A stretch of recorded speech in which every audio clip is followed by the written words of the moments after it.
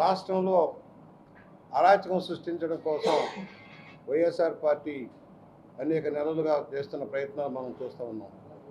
దానిలో భాగంగా దుర్భాషలాడటం, బూతులు తిట్టడం, రెచ్చగొట్టడం ఒక పనిగా పెట్టుకున్నారు.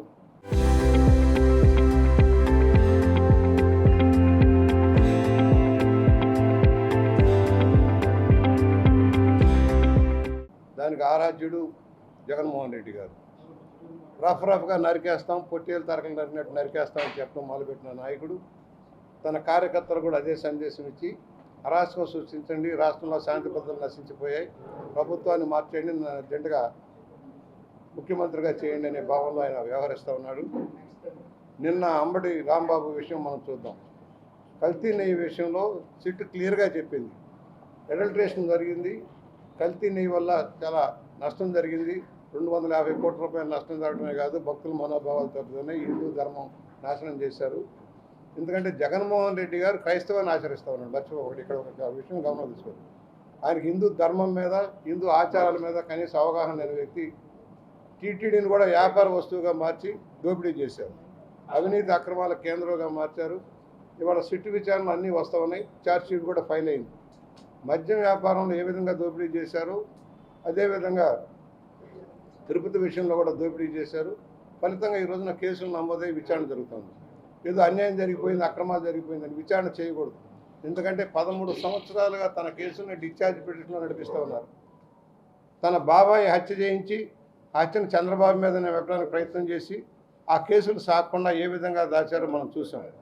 సిబిఐ ఎంక్వైరీలో కూడా అడ్డుకున్న తత్వాన్ని మనం చూసాం.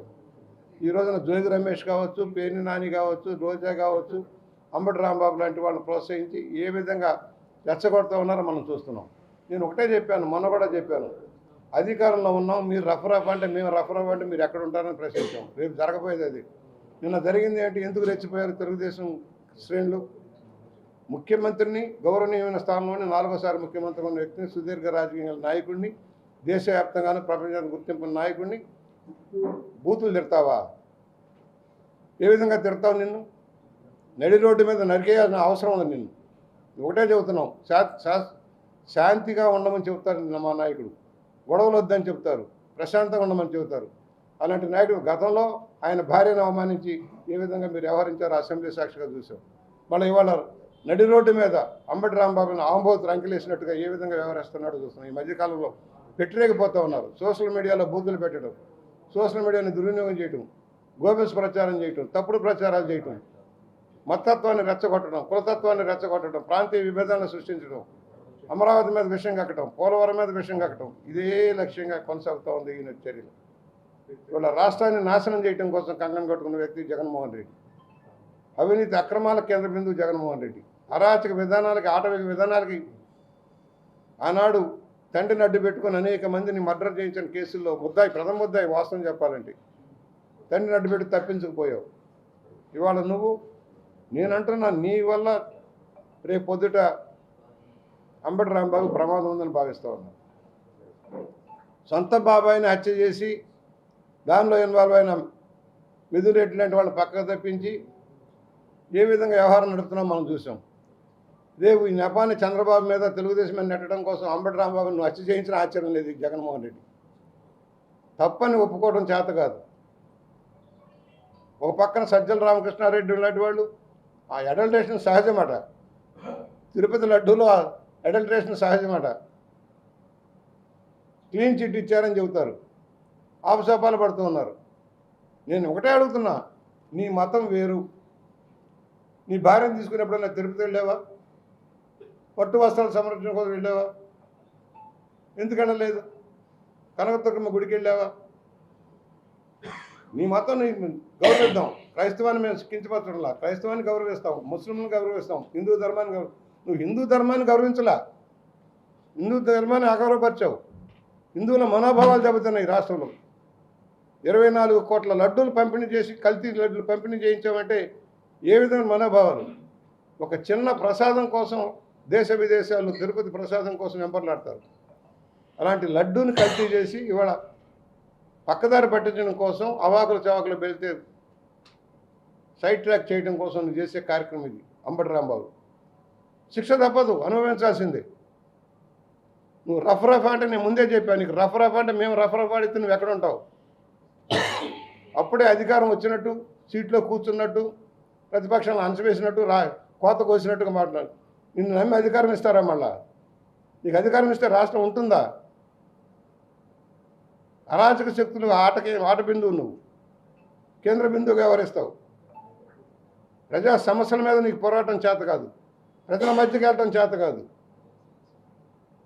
పాదయాత్ర చేస్తానంటావు, ఏమని చేస్తావు? ఏ ముఖం పెట్టుకుని చేస్తావు? ఏం సాధించావని? రాష్ట్రాన్ని ఏం చేసావని? అధోగతి పాలు చేసావు. కేంద్ర సహకారం ఉన్నా కూడా నువ్వు సాధించింది ఏమీ లేదు ఆ రోజు. ఇవాళ కేంద్ర సహకారంతో రాష్ట్రాన్ని ముందుకు తీసుకెళ్తున్నాం, అనేక సమస్యలు పరిష్కారం చేసుకుంటూ వెళ్తున్నాం. మరొకసారి చెబుతున్నాం, మీరు ఇదే విధంగా వేస్తే తెలుగుదేశం శ్రేణులు రోడ్డు మీదకి ఎక్కితే రోడ్డు మీద నిలబడలేరని హెచ్చరిక చేస్తున్నాం. వైఎస్ఆర్ శ్రేణులారా, నోటిని అదుపులో పెట్టుకోండి. నోరు మంచిదైతే ఊరు మంచిదైద్ది, నోరు చెడ్డదైతే వీపు బద్దలైద్ది. ఇది గమనంలోకి తీసుకోండి. జగన్మోహన్ రెడ్డి ఖబర్దార్, నీ ఆట విధానాలకు స్వస్తి చెప్పు. ఇదే విధానంలో కొనసాగితే తెలుగు శ్రేణులు లేస్తే నువ్వు బెంగళూరు ప్యాలెస్కే పరిమితమయ్యే పరిస్థితి వస్తుంది, జాగ్రత్త. ఇప్పటికే జగన్మోహన్ రెడ్డి వెళ్ళి ప్యాలెస్లో కూర్చుంటూ ఉన్నాడు. అప్పుడప్పుడు విజిటింగ్ ప్రొఫెసర్ లాగా వస్తూ ఉంటాడు తాడేపల్లికి. నెగిటివ్ పారిశ్రామికవేత్తలకు ఉత్తరాలు రాస్తావు, పెట్టుబడులు పెట్టొద్దు, బాగలేదు, శాంతి పద్ధతులకు స్క్రీనింగ్ చేయండి. నీ ప్రయత్నం మాకు తెలుసు. పెట్టుబడులు రాకుండా ఉండటం కోసం నేను వస్తున్నా, నువ్వు వస్తున్నావు అంటే ఎవడు రాడు. ఇక అందరికీ అర్థమైపోయింది. నేను వస్తున్నా అని చెప్తే ఎవడు రాకుండా ఉంటాడు? రాష్ట్రం నాశనం అయితే పర్వాలేదు అనే భావనలో నువ్వు వెళ్తున్నావు. కానీ నేను నమ్మే పరిస్థితులు లేరు. నీ ఆటవిక విధానాన్ని కట్టిస్తాం, జాగ్రత్త. ఇదే విధంగా కొనసాగితే రాష్ట్రంలో పెట్టుబడులు పోకుండా చూసుకోవాల్సిన బాధ్యత మా మీద ఉంది. నువ్వు కానీ, నీ కార్యకర్తలు కానీ, నీ నాయకులు కానీ పెట్టలేకపోతే ఎలా అరికట్టాలో మాకు చేతనం ఉన్నావు, చేసి చూపిస్తాం. ఒక్కసారి చంద్రబాబు కన్నెర్ర చేస్తే ఎలా ఉంటుందో రుచి చూపించాలంటే మేము సిద్ధం. అభివృద్ధిని అడ్డుకుంటా ఉన్నావు, సంక్షేమాన్ని అడ్డుకుంటా ఉన్నావు. చెలవులతో చెప్పి గోబెల్స్ ప్రచారం చేసి గతంలో అధికారంలోకి వచ్చినట్టు వద్దాం అనుకుంటున్నావు. సాగనీయము. ఏయితో మార్ఫింగ్ చేస్తూ ఉన్నావు, ఏయితో మార్ఫింగ్ చేసి దుష్ప్రచారం చేస్తూ ఉన్నావు.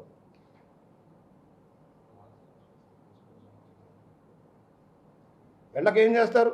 ముఖ్యమంత్రిని పట్టుకొని పచ్చి బూతు తిడితే రోడ్డు మీద ఆంబోదం అంటే రెచ్చిపాక ఏం చేస్తారు? తెలుగుదేశం పార్టీ కార్యకర్తలు కానీ, ఎన్డీఏ కూటమి నాయకులు కానీ. సిగ్గు, శర్మం, లజ్జ, బెడియం వదిలేస్తే మేమేం చేయాలి? వాళ్ళ గురించి ఏ విధంగా చెప్పాల్సిన అవసరం ఉంది మాకు. దయచేసి మిత్రులారా, ఇది అరాచక విధానాలకు స్వస్తి చెప్పాల్సిన అవసరం ఉంది. ఖండించండి. ప్రజాస్వామ్య వదిలారా, ఖండించండి. తన అధికారంలో ఉన్నప్పుడు ఇలాగే చేశాడు, తప్పుడు కేసులు పెట్టాడు, అనేక మందిని హత్యలు చేయించాడు, జైలు పాలు చేశాడు. వాళ్ళు మళ్ళీ అదే విధంలో కొనసాగుతూ ఉన్నాడు. రాష్ట్రం బాగుపడాలంటే, ఎన్డీఏ కూటమి చక్కగా పరిపాలన సాగాలంటే ఇలాంటి దుర్మార్గులు ప్రజల మధ్య ఉండటానికి అర్హులు కాదు. బెయిల్ రద్దు చేయాలి. నేను అడుగుతా ఉన్నా కేంద్ర ప్రభుత్వాన్ని కూడా, న్యాయ వ్యవస్థను కూడా అడుగుతా ఉన్నాం. 13 సంవత్సరాలుగా బెయిల్ మీద ఉంటే ఏ విధంగా ఈ న్యాయం జరుగుతుంది? సామాన్యుడికి న్యాయం ఎలా జరుగుతుంది? ఆర్థిక నేరగాడు రోడ్డు మీద బరితెగించి దోచుకున్న సొమ్ముతో అరాచకం సృష్టిస్తుంటే ఎలా న్యాయం జరుగుతుంది? ఎన్నాళ్ళు ఈ కేసులు వాయిదాల మీద వాయిదాలు? సామాన్యుడికి ఒక న్యాయం, రాజకీయ నాయకుడికి ఒక న్యాయం అని ప్రశ్నిస్తూ ఉన్నాం. తక్షణం బెయిల్ రద్దు చేసి విచారణ పూర్తి చేసి దోషిత్వాన్ని తేల్చాల్సిన అవసరం ఉంది. బాబాయ్ హత్య కేసుని వేగంగా ముందుకు తీసుకువెళ్ళి దోషులకు శిక్ష పడేలా చేయాల్సిన అవసరం ఉంది. కోడికత్తి డ్రామా వల్ల నష్టపోయిన బాధితుడికి న్యాయం జరగాలంటే కోర్టుకు వచ్చి ముందు వాగ్మూలం ఇవ్వాల్సిన అవసరం ఉంది. జగన్మోహన్ రెడ్డి ఎందుకు వెళ్ళటం లేదు? నువ్వు నీ పిరిగితనం ఏంటి? పిరికి సన్యాసివు నువ్వు, అంతకంటే మాటలేదు. పిరికి సన్యాసివు నువ్వు. అందుకనే తాడేపల్లి ప్యాలెస్కి పెద్ద పెద్ద ఇనుప కట్టడాలు కోటలు కట్టేసావు. భయం నీకు, ప్రాణభయం. హత్యలు చేసేవాడికి, చేయించేవాడికి ప్రాణభయం ఉంటుంది. మర్చిపోకండి ఎప్పుడు కూడా. ఏ క్షణాన్ని ఎవడ మీద పడతాడని భయం ఉంటుంది. ఆ భయం నీలో ఉంది.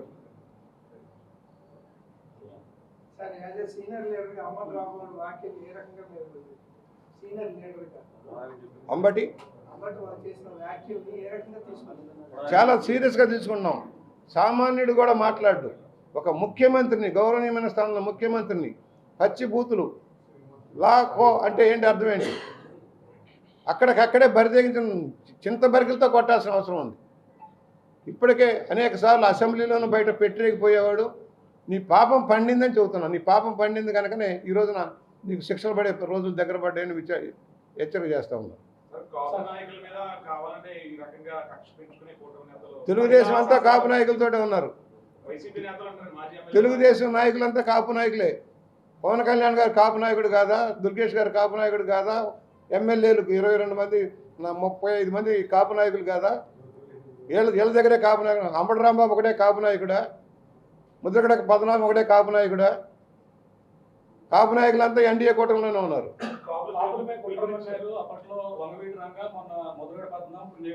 వంగవీటి రాధాకృష్ణ ఎక్కడ ఉన్నాడు ఇప్పుడు?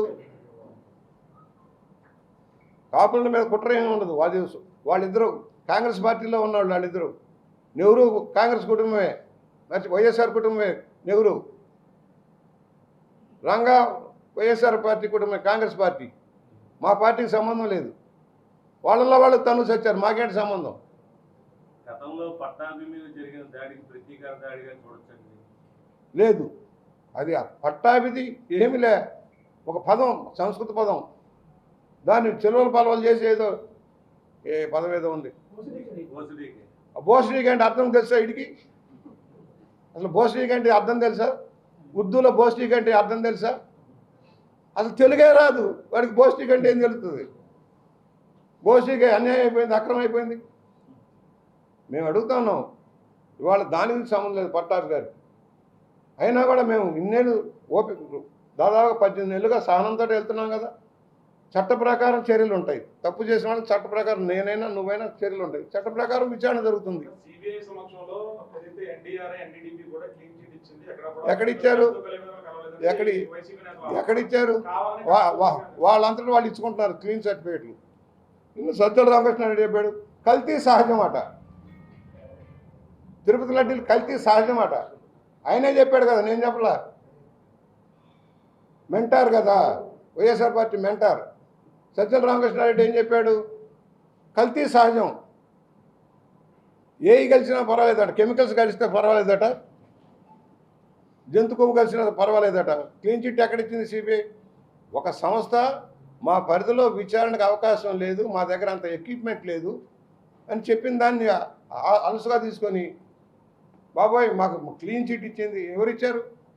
240 కోట్ల రూపాయలు దోపిడీ చేసి అసలు పాలే లేకుండా నెయ్యి ఎలా వచ్చింది? పాలు సేకరణ జరగకుండా నెయ్యి ఎక్కడనే వచ్చింది. మనమే చూసాం కదా. ఎప్పుడన్నా లడ్డు తెస్తే మీకు ఇస్తే మీరే అనేవాళ్ళు. ఏంటి అంత సుగుణం లేదని మీరే చెప్పారు కదా నా పోటీ వాళ్ళకి.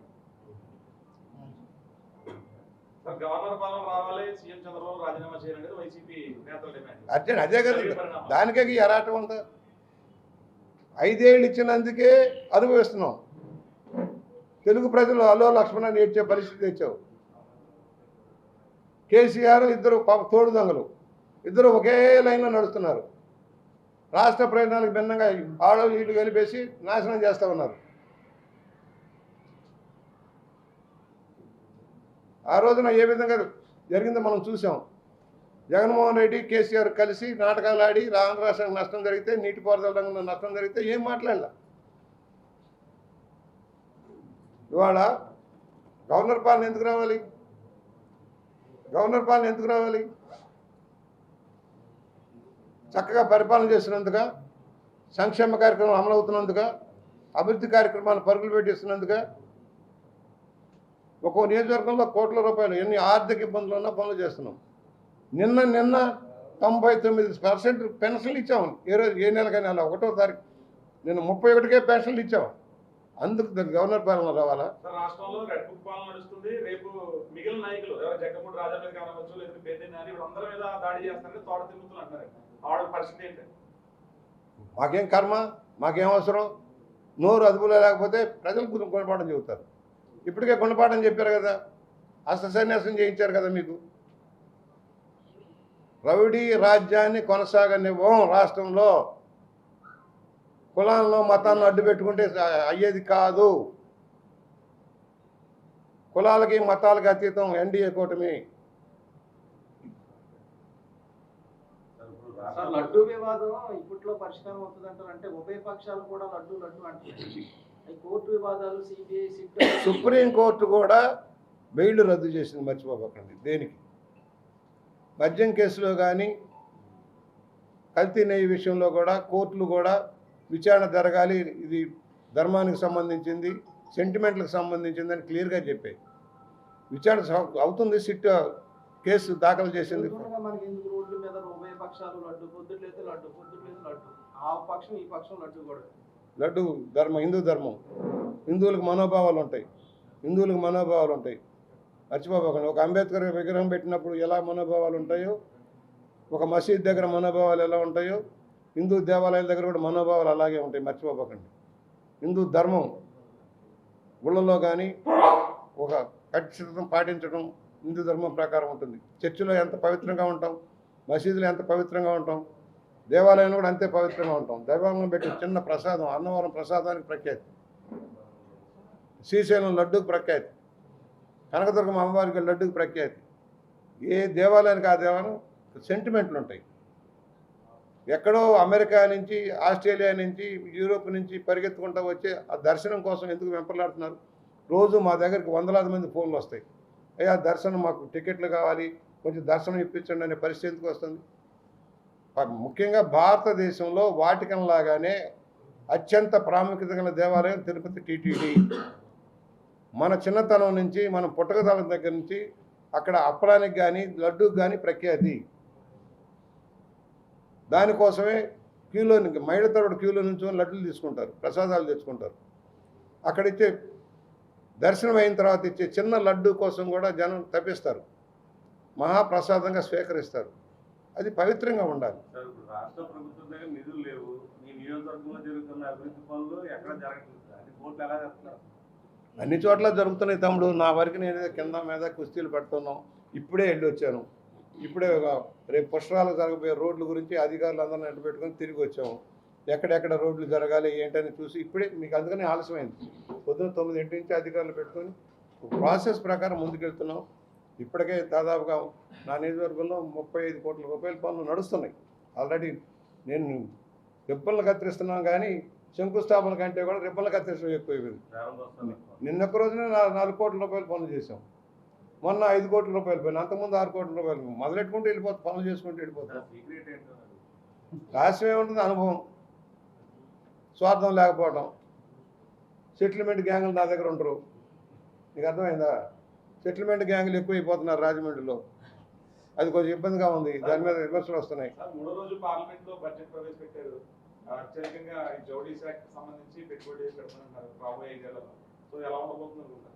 జౌళి శాఖ మాఘపాలన రోజు ప్రత్యేకంగా పార్లమెంట్లో మోడీ గారు నూతన విధానాలు వెళ్తున్నారు. దేశాన్ని పారిశ్రామిక కేంద్రంగా మార్చి స్వయం ఉపాధిలా ముందు రావడం కోసం స్వదేశీ మేక్ అనేది మొదలుపెట్టి ప్రోత్సహించి యువతకి అవకాశాలు కల్పించే లక్ష్యంగా ముందుకు సాగుతున్నారు.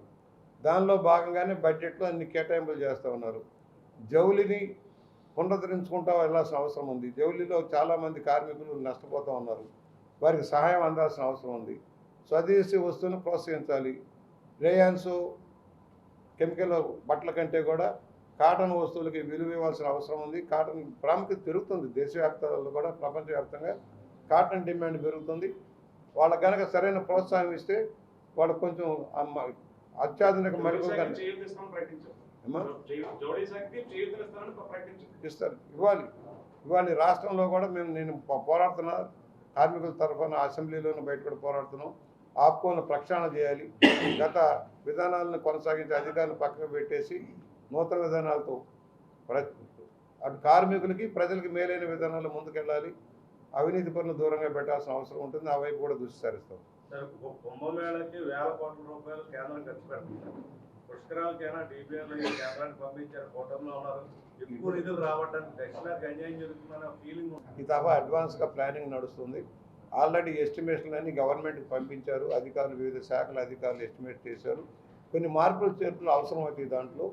అది కూడా త్వరలోనే ఈ బడ్జెట్ సెషన్లోనే చర్చించి చంద్రబాబు గారు ఫీల్డ్లోకి వస్తే కానీ అసలు విషయం ముందుకు రాదు. ఎందుకంటే కేంద్రం నుంచి నిధులు తేవాలన్నా రాష్ట్ర ప్రభుత్వ ప్రతిపాదనలు వెళ్ళాలి. మన మోడీ గారిని కూడా స్వయంగా కలిసి రేపు రాబోయే పురుషాలకు ఆహ్వానించడం, రెండోది కొంచెం నిధులు సమీకరించే దానికోసం రావాలి. మనకు సంబంధించి 2-3 బేసిక్ సమస్యల పరిష్కారం కావాలి. ఏదో వస్తారు, స్నానాలు చేస్తారు, పుణ్యతీర్థాలు ముగించుకొని వెళ్ళిపోతారు. కానీ మనకేం ఒరుగుతుందనేది ప్రధానం. నగరానికి చుట్టుపక్కల కానీ జిల్లాలకు కానీ ఏం జరగాలి, గోదావరి తీరం అనేది ప్రధానం. ఇప్పుడు నేను ఇవాళ వెళ్ళాను, కొన్ని రహదారులు, ఒక బైపాస్ రోడ్డుకు సంబంధించి కొన్ని రహదారులు విశాలం చేయడం మీద ప్లానింగ్ చేసుకొని కొంచెం మార్పులు చేర్పులు చేసుకుని వెళ్తున్నాం. ఇవాళ మా దగ్గర సిమెంట్ రోడ్లు వేస్తున్నాం. చక్కగా మీరు చూసారు ఏ విధంగా వస్తున్నాయి. వెడల్పు చేసి విశాలంగా చేసుకుని వర్క్ చేసుకుంటూ వెళ్ళిపోతున్నాం. ఉన్న నిధుల్లో పైసా కొట్టగట్టు చేస్తున్నాం. రుడా నిధులు తీసుకుంటున్నాం, మైనింగ్ సెస్ నిధులు తీసుకుంటా ఉన్నాం, R&B నిధులు కొంత, పంచాయతీరాజ్ కొంత, MNREs కొంత, అన్ని ఫోలప్ చేసుకుంటూ వెళ్తూ ఉన్నాం. ఇప్పుడు మార్కింగ్లు పెట్టారు ఊర్లలో, అంటే సిటీ కావచ్చు, రూరల్ కావచ్చు, భవిష్యత్తులో జరిగే అవకాశం ఉందని ఇక సంవత్సరంన్నర కదా మనకు టైం ఉంది. కేవలం జనాన్ని భయపెట్టడానికి ఈ మార్కింగ్లు పెట్టారు. కొన్ని వెడల్పు చేసే పనులు అర్జెంటుగా క్లారిటీ రావాలి. రోడ్లు విశాలం చేసేది కానీ ఆక్రమణ తొలగించేది కానీ వేగంగా పెరగాల్సిన అవసరం ఉంది. ఆఖరి నిమిషంలో అది అయ్యేవి కాదు. అందుకనే ఇవాళ మేము రేపు బడ్జెట్ సెషన్లో చంద్రబాబు గారిని కానీ అసెంబ్లీలో కానీ మాట్లాడి వివిధ శాఖల కేటాయింపులు చేస్తే, ఇప్పుడు దేవాలయాల పునర్నిర్మాణం జరిగే చోట అంటే ఒక సంవత్సరం ముందు అయితే కానీ కావు. మనకు ఉంది ప్రధానమైన మార్కెట్. చరిత్ర సృష్టించినోడు ఇప్పుడు ఆ చరిత్రని తిరగరాయబోతున్నాడు. అబద్ధాల గోడల్ని బద్దలు కొట్టి నిజాలను రాగా మీ ముందుంచబోతున్నాడు. నిజమైన వార్తల కోసం వెంటనే డౌన్లోడ్ చేసుకోండి రా యాప్ని.